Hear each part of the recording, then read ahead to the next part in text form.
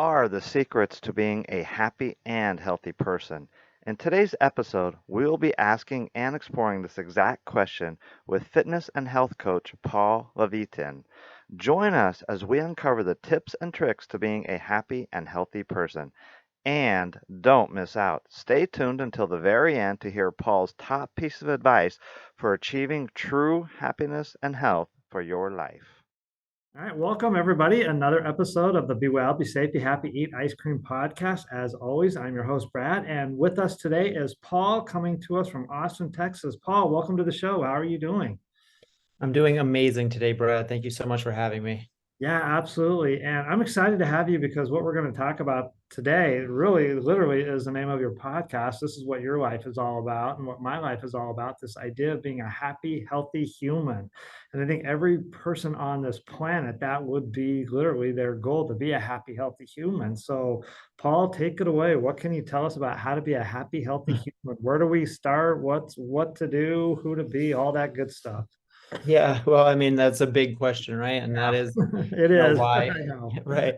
That's why it's my podcast is the happy, healthy human. And it's exactly like you said, like, I think that's everything, right? Who wouldn't want those things? Right. Who isn't striving to get that in some way? So, my question and the thing that became very interesting to me in my career, my podcast, and everything I do is like, why is it so hard? Why don't we have it? Right? If you There's, ask them, would you like to be happier? Would you like to be healthier? They're there's going to the say million, yes. yeah, I'm sorry Right. to cut you out real quick. There's the $1 million question right there. Yeah.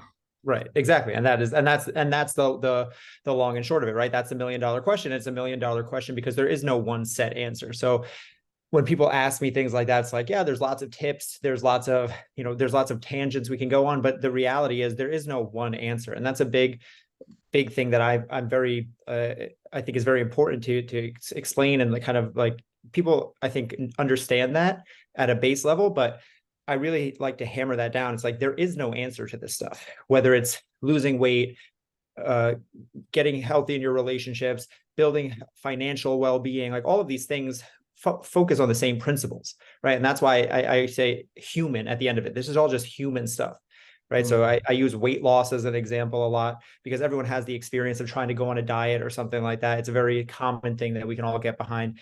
But it doesn't have to be about the human body. It can be about changing our habits with our routines. It can be about, again, changing our relationships, changing our experience at work, trying to be like start a business and be an entrepreneur. All of these things that seem different have the same fundamental needs, which are effort, time, consistency, right? And we live in a world where we have all of the information.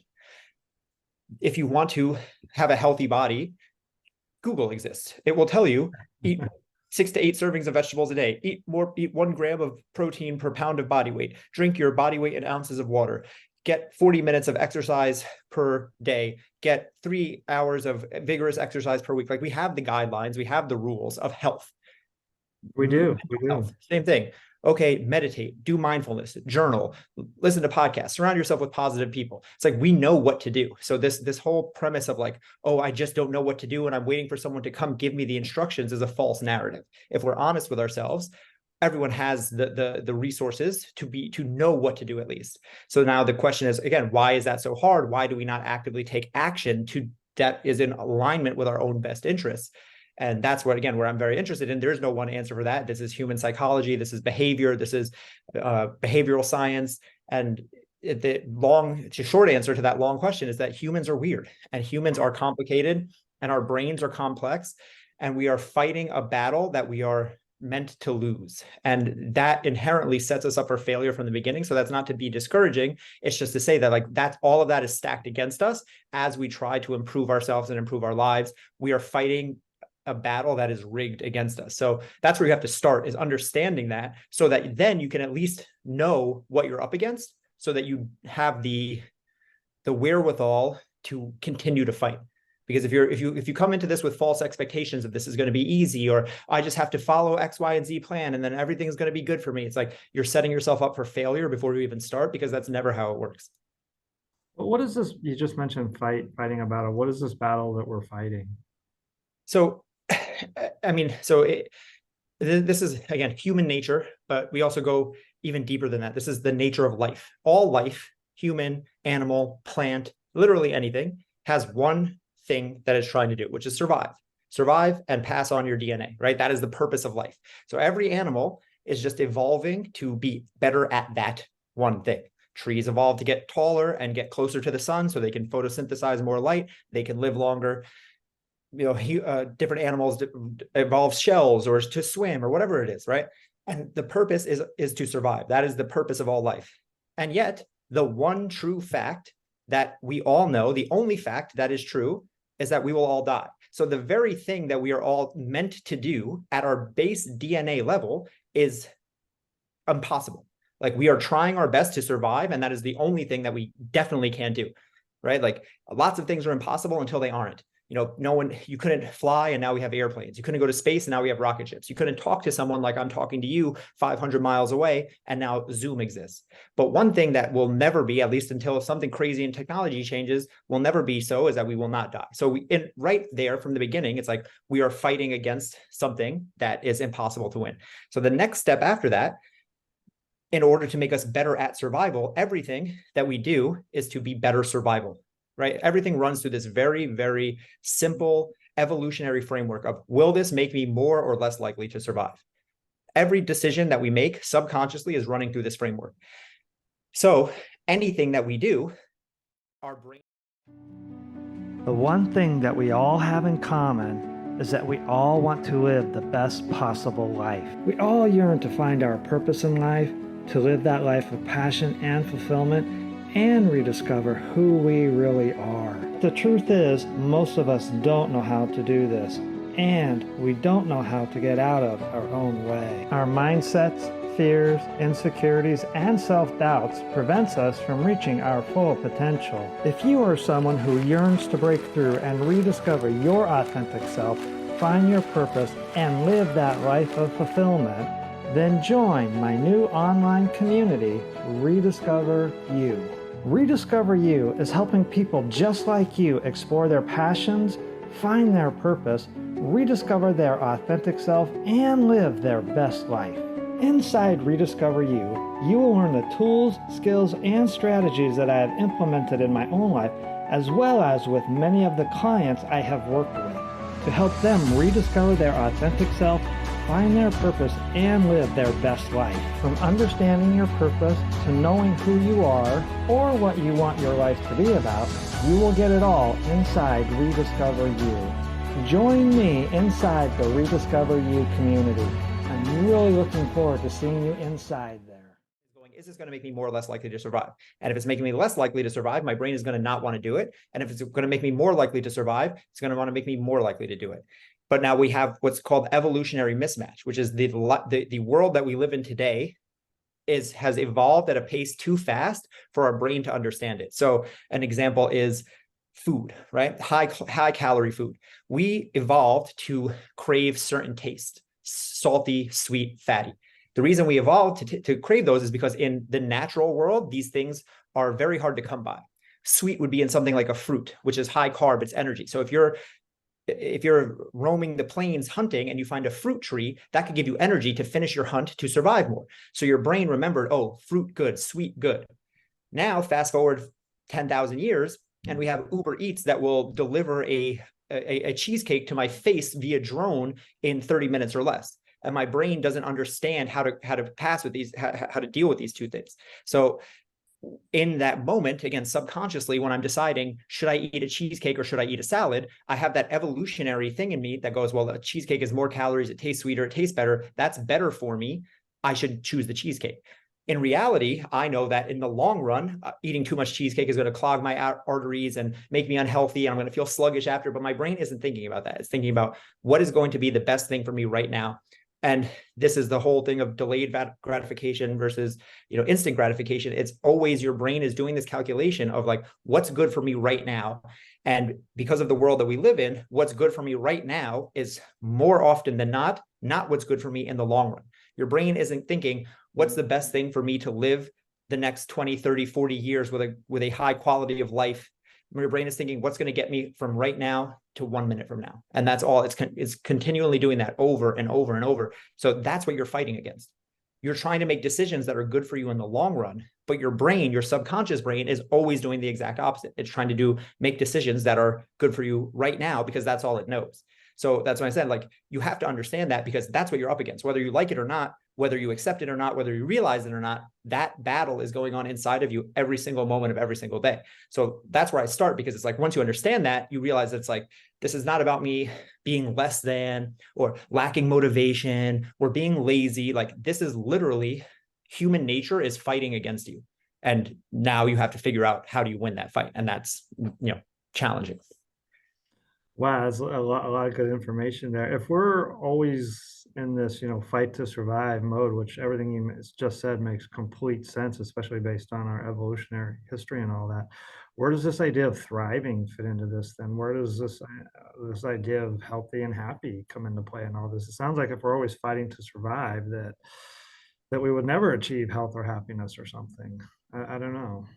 Yeah, that's a great question. And well, the thing is that thriving is a fairly new and or privileged thing, Yeah, right? If this is, again, going back 10,000 years ago, yeah, you weren't thinking about thriving. You were thinking about surviving. hunt a Yeah. deer, kill it, eat for the next week, and then hope that I can do that again next week. And like, that's it. You don't get to think about, like I said, how am I going to age? What am I going to leave behind for my kids? What am I going to leave behind for my great grandkids? Like, yeah, maybe like once farming and agriculture came around, that became a thing. But for the most part of human history, that wasn't a thing. So again, now we are in a very privileged place where technology has taken a lot of those survival needs and taken them off the table. But that's what I'm saying.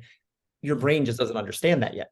To your brain, it still is fighting for survival all the time. You're not really fighting for survival. Even someone in the worst, most desolate situation in the United States will never starve to death if they don't want to, right? Even like a homeless person with no money has societal blocks and safety nets built in where they can get food, they can get shelter, they can get things. So like the actual fear of starving to death or being killed by an animal that's a predator or something like that, that's impossible. We have evolved out of the food chain. Like, it used to be humans were the top of the food chain, but they were still part of the food chain. You get eaten by a tiger, you could get trampled by an elephant or something like that. We have literally transcended the food chain. We exist on a different plane.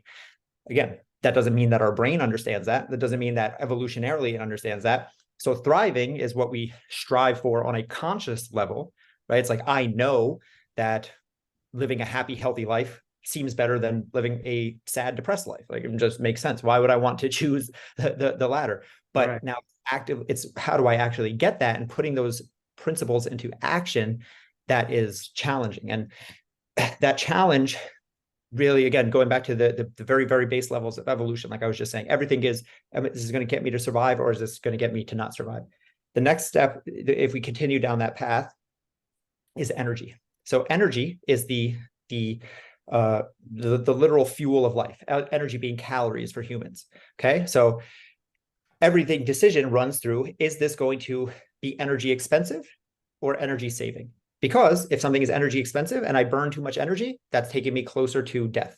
And if something is energy saving and I am saving energy for the future, that's bringing me closer to survival. Again, going back to evolution, where if my crops died and I can't eat for 2 weeks, will I be able to survive? If I kill this deer and I eat for a few days, will I be able to survive until the next deer comes in, or until I find the next apple tree or whatever it is? So everything is going through that framework. Is this energy expensive or is this energy saving? And now anything that requires change is inherently energy expensive, because doing costs more energy than not doing. So inherently, right now, what you're doing, maintaining the status quo, is less energy expensive than changing. It doesn't matter what that change is. That change can be starting to exercise. That change can be changing your route home from work. That change can be cooking instead of ordering in. That change can be stopping smoking. It doesn't matter. What you are doing takes no extra effort, and change takes extra effort. So right there, we see that change is inherently hard, A, and B, our human nature will always fight against it. So that's the real thing, is that change is hard to humans, and it doesn't matter what that change is. And now everything that we want comes on the other side of change. So this is the paradox that we see. It's like, we don't want to change, but we do want to change. Our human nature is to remain the same and sit still until safety is achieved, but reality isn't that way. And our higher thinking brain goes, okay, everything I want is on the other side of change. And logically, I know I want these things. Logically, I know I want to meditate. Logically, I know I want to exercise 5 days a week. Logically, I know I want to be a better partner to my wife or a better dad to my kids or a better whatever. But something inside me is fighting against that. And that's my human survival mechanism. And that, again, that never ends. And it's just a constant butting heads that we have to try to figure out ways to get past if we are going to be successful in creating any type of change, positive in our life. And so we should strive to change, though, to create change. Like if we're smoking, to stop smoking, for example, or if we're in a job that is stressing us out, a toxic environment, to change and find a new job, something that we should still strive for change, right? It's a matter of how we break through that change. Well, I mean, should is a loaded word. You shouldn't do anything. If you want to, you can, right? Like, I don't like to say you should do anything. If you want to smoke and you say, hey, I like smoking cigarettes, I don't care if I die 10 years earlier, then that's your prerogative. You're a human. Now, can you still strive for change, even though it's going to be hard? Yeah. You just have to realize, like I said, that it's going to be hard, right? So, a lot of my philosophies and stuff came from, I started as a personal trainer. So I would literally work in the gym, helping people get fit. And exactly like I said, I have the answers. Like, here is a workout program. It's written for you. Do these exercises and you will get benefits. And people would pay me money to get those exercises written out for them, and they would still not do it, right? Yeah. So it's like, again, so like that's where all of these wheels started turning for me. It's like, what is the missing piece here? And that's the thing, is like, you can still strive for more, but you have to understand the realities of the task that you're undertaking. So if someone came to me and they said, hey, I want to lose 20 pounds. My first question is, okay, how much time are you willing to give this? Because if they say, I want to lose 20 pounds in a month, you have unrealistic expectations and those set you up for failure. So my conversation is, hey, you can lose 20 pounds, but understand the realities of the situation. One, it's probably going to take much longer than you think it's going to take. Two, here's what you're going to actually have to give up. It's not just coming to the gym 3 times a week for an hour and doing some sit-ups. You're going to have to cut back on alcohol. You're going to have to sleep more. You're going to drink more water. You're going to have to change some of your dietary restrictions. You're going to have to, get more steps in. You're going to have to do all of these things. Blah, blah, blah, blah, blah. And it's like, now if you can look at that whole list and still say, I'm ready to take that, that's the trade-off, right? That's what I have to trade in order to receive 20 pounds of weight loss. If you are looking at that and saying that that's a good deal and you're ready to do it, then that's great. But most people don't think of things like that. They're just like, I want the thing. It's not about, do you want the thing? It's about, are you willing to give up what it will take to get the thing? And that is the big answer. And that's where we have to start. Because if you don't make that crystal clear, you're going to say, I want the thing. You're going to do a few of the pieces to get it. And you're going to feel frustrated. You're going to go, oh, this isn't fair. This isn't working out. I tried my best. What the hell? And you're going to give yourself a reason to quit. But it's not that it's not working. It's just that you were not prepared to do the actual work that is required of receiving that benefit. Does that make sense? Yeah, for me, as a personal trainer also that's worked in that industry, yeah, that makes complete sense. I know exactly what you're talking about. Where does discipline play in any of this, if that's even something at all? People a lot of times say, well, I'm just not disciplined. How can I get more discipline? Right.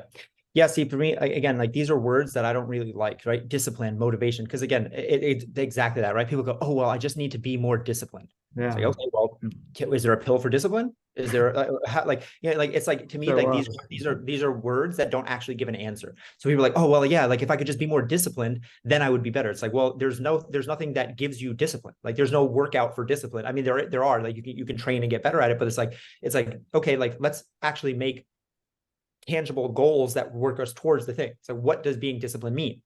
Okay, it means I have to, set my alarm and wake up at 5 o'clock in the morning or something. It's like, okay, that's an action step. That's an action goal. That we can say, did that happen or did that not? Be more disciplined is like, be more healthy, is like, be more happy. It's like, yeah, these are great goals.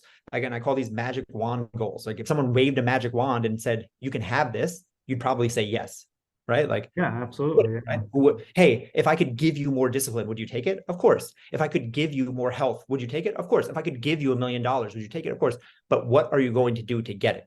Are you going to do the action steps that actually give you that thing? So it's, again, like, people can say, like, I need to be more disciplined. As like, I guess, as like, or you just need to make a plan and follow through. If you want to call that discipline, you can call it discipline. You can call it whatever you want. It's the same thing as people say, like, well, I just need to stop being lazy. It's like, well, what does that even mean? You're saying, I need to take action. Action is the remedy for all of this. And again, action goes counter to the rule I was just saying, which is that your body always wants to save energy. So again, it goes right back to the beginning where it's like everything that you need to do lies on the other side of change, which takes action. And everything inside of you is fighting against you and telling you not to take action. So what do the we small do? actionable, right? So small actionable steps are the way to go, right? Like if you want to actually talk like, how do we actually do this? How does it look like in practice? It's small, actionable, achievable goals layered over time so that they can be so easy that you can get over that. This is like a loophole in the system. Your brain is always trying to fight you from making change. So the way you get around that is by making the change so minuscule that you can trick your brain into allowing you to do it, right? This is why you don't go from never running to running a marathon.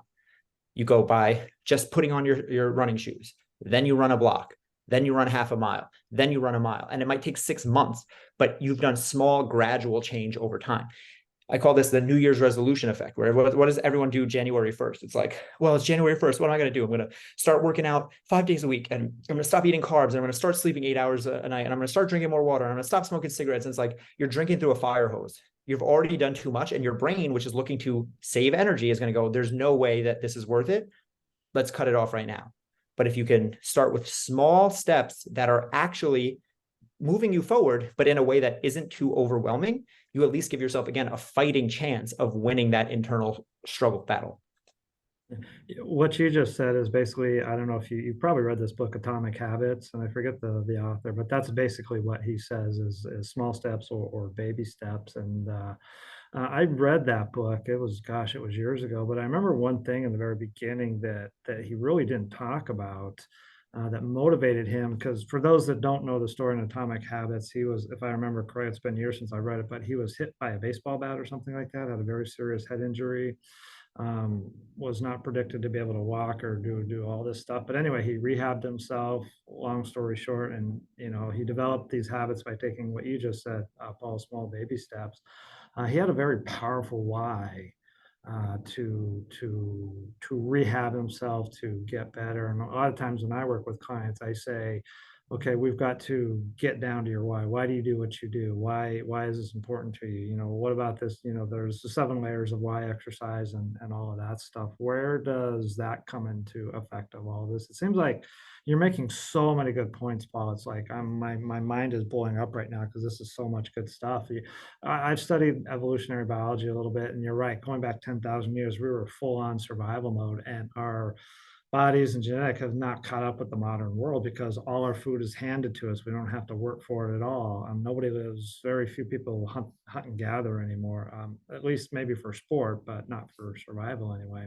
Our brain, our body wants to stay put, conserve energy, like you said, but we're in a world that's constantly changing, and we're told to go outside of our comfort zone and all of this stuff. And so people resist change. And so that let me ask you this. Have you heard of the author Michael Singer or read his book, Untethered Soul? Yeah, okay, you're familiar with that. Yeah. So he talks about the idea of change. To move through change is to stop resisting. He calls it surrender, acceptance. And that's one thing that I think a lot of us struggle with. And that's something I'm working on for myself. My life is to stop resisting, to surrender, to allow the change. When I moved here to Tulsa, I was full on in resistance because my brain for 2 years was still in Oregon, and it just wasn't. The one thing that we all have in common is that we all want to live the best possible life. We all yearn to find our purpose in life, to live that life of passion and fulfillment, and rediscover who we really are. The truth is, most of us don't know how to do this, and we don't know how to get out of our own way. Our mindsets, fears, insecurities, and self-doubts prevents us from reaching our full potential. If you are someone who yearns to break through and rediscover your authentic self, find your purpose, and live that life of fulfillment, then join my new online community, Rediscover You. Rediscover You is helping people just like you explore their passions, find their purpose, rediscover their authentic self, and live their best life.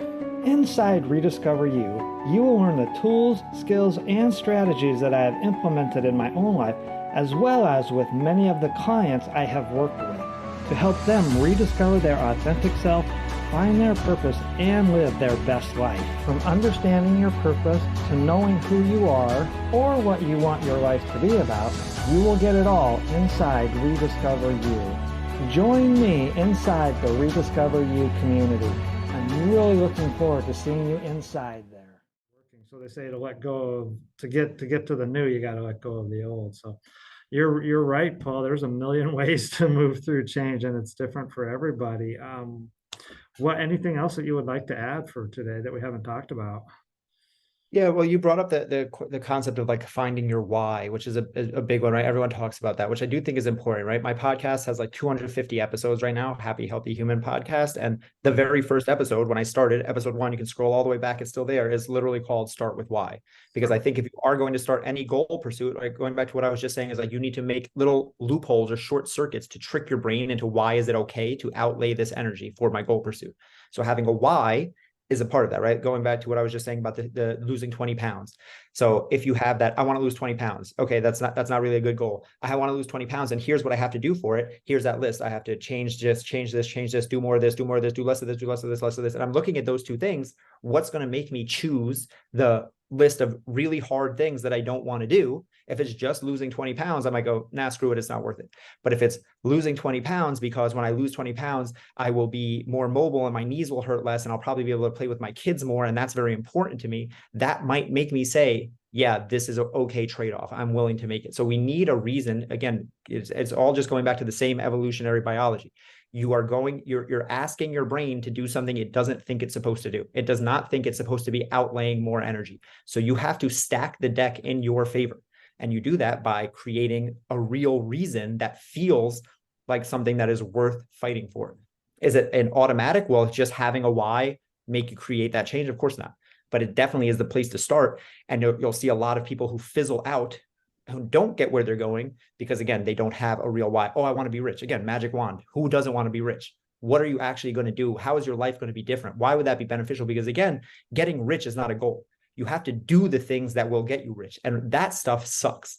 Waking up early, staying late at work, working on the weekends, foregoing vacations, all the things that it takes to be a successful entrepreneur. So it's like, are you willing to do all of that crappy stuff to get rich? And if it's just like, well, so I can have more money, it's like, well, that doesn't mean anything. But if you have a reason, something big that you're working towards in terms of charity, in terms of supporting your family, in terms of something like that, that might give you a reason to actually do it. So all of these things, again, they're like the thing, going back to your question at the beginning of like, how does this make us a happier, healthier human? It's like, none of this stuff on its own does anything or is a guarantee. I think that's a big takeaway here, my message overall is that, like, people read these books. Atomic Habits is a great book. There's all of these different ones, but it's like, I think people read these things looking for an answer. Like, yeah, okay, they do. I will get, like, once I read this, I can just implement what's in here and then I'll be good. And again, if that were the case, Atomic Habits has been #1 on Amazon for like 6 years now. I mean, the world would literally be a different place if it was as simple as just reading that book and implementing what is going on.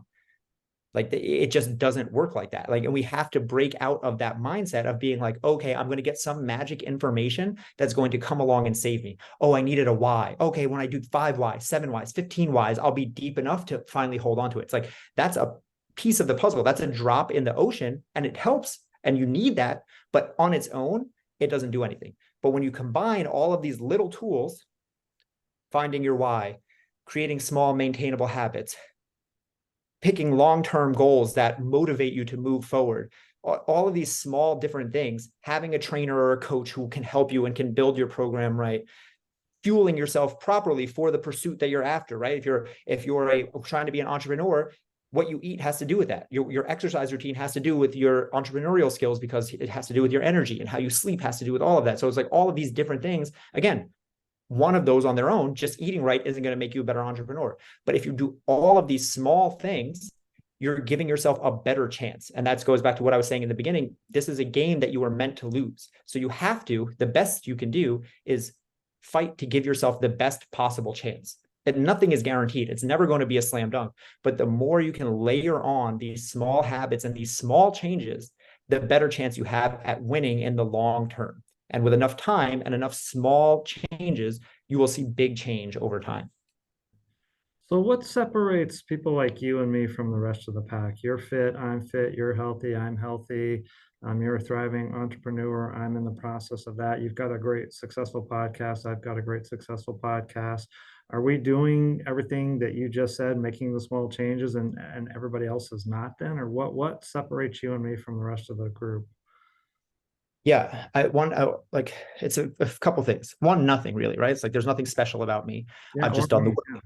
Right, exactly. And anyone who really finds success will say that. And that's the thing, right? Everyone who the reason I listen to so many podcasts, millionaires, billionaires, tech CEOs, what did you do? I woke up, I was consistent, I meditated, I read for 10 minutes a day, and then I worked on my business. Like, well, anyone can do that, right? So it's like, what are the things? It's just that for some of us, we do this stuff more naturally than others. So again, going back to the energy thing, and my brain is going, is this going to make me more or less likely to survive? Right? Everything comes down to a binary decision. You're choosing to do something or not do it. It's hard or it's easy, right? So there's something that, again, like when it's work out or sit on the couch, make a salad or order McDonald's. Again, stay up late and work on my business or watch Netflix and clock out. My natural human inclination is going to be to do the thing that's less energy expensive, Yeah. right? But for certain people, I think, this is my theory, that the option of doing the quote unquote easier thing is actually harder because you can't live with yourself if you do that. So someone who goes to the gym all the time and doesn't overeat will say, well, like, I'm doing something super hard. I'm going to the gym all the time. I'm watching what I eat. But to that person, doing those things is easier than the flip side, which would be to gain weight and to be unhealthy. Like, that person could not sit with that mentally. I couldn't sit with myself if I was so out of shape that I couldn't play with my nephew when I go to visit him. Like, if I saw my body getting to a certain point, that would be harder for me than going to the gym every day is. So it's like we have this thing of like, am I more motivated or something? That's like, no, it's like like literally my mental brain is doing what's easiest for me. I just got lucky that what's easy for me is beneficial in the long term. Does that make sense? Like, for me, it's easier to, like, as hard as being an entrepreneur is, that is easier for me than going to a job I hate every day. So I will choose the hard of being an entrepreneur, even though to a lot of other people, they go, that's so hard, I can't do that. But to me, Yeah. the thing that is hard is like, oh, I'm actually avoiding. So like a lot of people say like, well, choose your hard, right? Like, being overweight is hard, working out is hard, choose your hard. But I don't think it's that simple. I think that the people who are choosing exercise, they're choosing their easy, because to them, being overweight is too hard. Like they can't do it. So they got lucky. That's just a luck of the draw. Everyone is different in that regard. Our tastes, our proclivities, what we eat, are the music we like. Certain things are just unique about us as humans. So some people are more likely to want to work out over sitting on the couch, and not want to, because it's still hard in the sense that like working out is always going to be hard. But the point is, like, if you were sat down in front of a fork in the road and said your life path is to be lazy and overeat and, gain 50 pounds and sit on the couch, and by the time you're 60, you're going to need a walker, or your life path is to exercise every day and eat salads and cook for yourself, and it's going to be hard, and you have to go grocery shopping and you have to spend extra money and blah, blah, blah, blah, blah. Which one do you choose? Like, the people who choose the exercise way is not because it's the hard way. It's because that's easier for them. That's the life they can live with than the other way. If we could choose that and live with it, like, you would choose that, right? Like, if you could be broke and live a happy life, you would choose being broke because it's easier than being rich.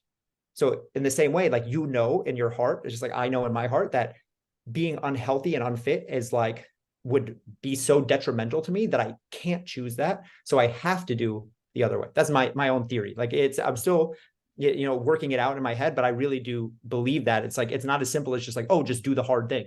I think that some people are lucky, and things that are hard for other people aren't as hard for them. Yeah. Choose your heart, as they say often. Let me ask you one final question. I'm just curious your thoughts on this. Where does passion and purpose play into all of this? So many people say, oh, if I just knew my purpose, I would be happier. If I could just, make a living or whatever out of my passion, then my life would be better, or living that extraordinary life or whatever. You mentioned earlier, like the purpose of life is to survive, but what's your thoughts? Where does passion and purpose come into play with all this? Yeah, I think it's huge, but it's also one of those things that's like, it's a privilege, right? Like, is it, if again, if you were lucky enough that you found fitness and fitness is something you're passionate about, that's something that you could build a career around. That's amazing.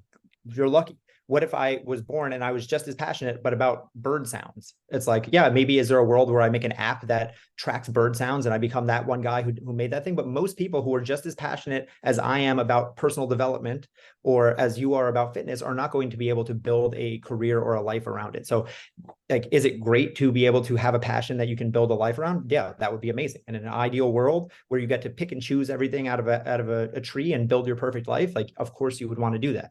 But we have to live in the real world with the hand that we were dealt at times. So like, I'm just very big on being realistic. Now, again, there's a middle ground there. I think that there is a world, especially as fortunate we are as we are living in the year 2023 with technology and stuff like that. I mean, people are millionaires off TikTok doing dances and or cooking, cooking or going to eat out, right? I follow a million guys who just their job is to eat at restaurants and they just post about it on YouTube and TikTok and like they make $1 million a year. None of that stuff was possible even 10 years ago. So it's like the world of possibilities is out there. To think that you can't do something or to put yourself into a box because that's what you're quote unquote supposed to do, or again, I have to work an office job because that's the only way I can support myself. I think that that's a very narrow-minded way of thinking.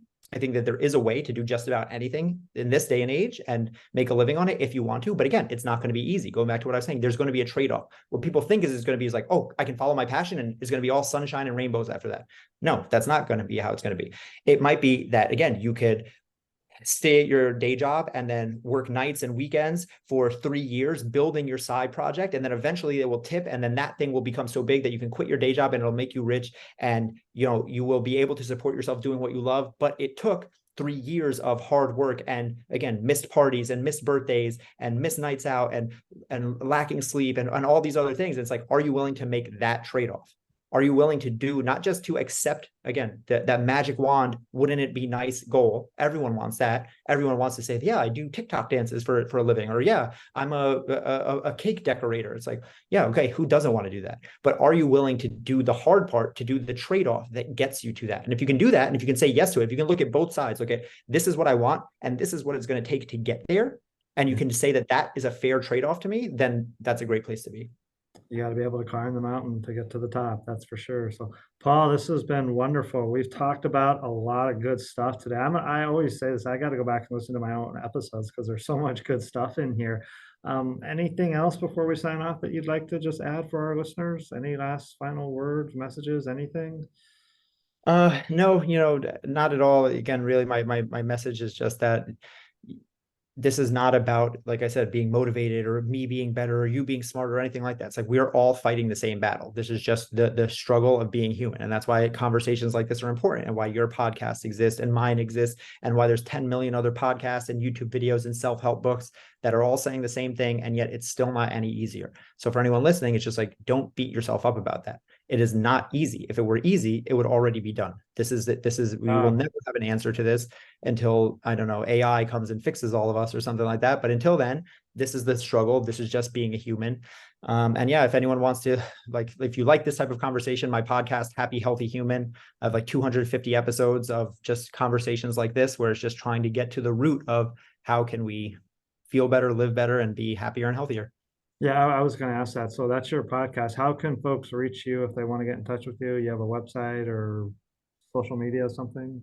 Yeah, I mean, again, the place I point everyone to is first to the podcast, because there's so much information there. I've gotten over 250 episodes of just like years and years of stuff. I have people reach out to me all the time, like, oh, wow, I went back to episode 1 of your podcast and I've listened to all of it and I've just learned so much. So it's just so much free information out there. I want people to get as much as they can for free on their own. People do want to talk to me, you have questions or anything, want to inquire about what I'm doing, social media is just at Paul Levitin, my name on all platforms, Instagram, TikTok, LinkedIn, wherever you want, just find me, or email me. It's paul@paullevitin.com. It's very simple. I don't make it complicated. Yeah, no, that is, and I'll put all that information in the show notes. So, Paul, it's been a pleasure. Thank you so much for being here today. And for the listeners, as I always say, thank you for being here.